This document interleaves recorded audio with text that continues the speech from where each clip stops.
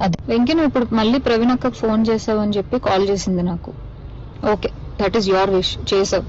నేను ఇప్పుడు నీకు మళ్ళీ చెప్తున్నాను, మే వరకు టైం ఇస్తే నీకు 1.5 తిరిగి వెనక్కి ఇచ్చేస్తాను త్రూ అకౌంట్. అర్థమైందా? త్రూ అకౌంట్ మే వరకు టైం ఇస్తే నేను నీకు మళ్ళీ వెనక్కి ఇచ్చేస్తాను. ఆ మిగిలిన డబ్బులు అంటావా, నేను లైఫ్ లో సెటిల్ అయినప్పుడు నా దగ్గర ఉన్నప్పుడు నేను ఇస్తాను. అది కూడా నేను ఇవ్వను అనట్లేదు. లేదు కుదరదు, నాకు ఇదంతా అవ్వదు అంటే పెద్ద మనుషులకి నువ్వే ఫోన్ చేసావు కదా. నా జీవితంలో పెద్ద మనుషులు ప్రవీణ గారు మాత్రమే. సో ఆ ప్రవీణ అక్కకి వేణుస్వామిని పెడతావా లేకపోతే ఇంకెవరినైనా పెట్టుకుంటావా, నేను పిలుస్తాను, నువ్వు పిలుచుకో. ఓకే, నేను ఇంకా నీ ముఖం చూడాలనుకోవట్లేదు, ఈ విషయం గురించి మాట్లాడాలనుకోవట్లేదు. నాకు మే అనే ఒక్క టార్గెట్ కనబడుతుంది, మే వరకు నేను నీకు డబ్బులు ఇవ్వాలి అంతే. లేదు కుదరదు కాదు అంటే నేనే పెడతాను హెరాస్మెంట్ కేసు. ఎందుకంటే మా అక్కని ఇన్వాల్వ్ చేస్తున్నాడు, మా మమ్మీని ఇన్వాల్వ్ చేస్తున్నాడు, లేకపోతే మా ఇంటికి వస్తానంటున్నాడు. అసలు నా పర్మిషన్ లేకుండా నువ్వు మా ఇంటికి రావడం ఏంటి, లేకపోతే నేను మీ ఇంటికి వెళ్ళడం ఏంటి?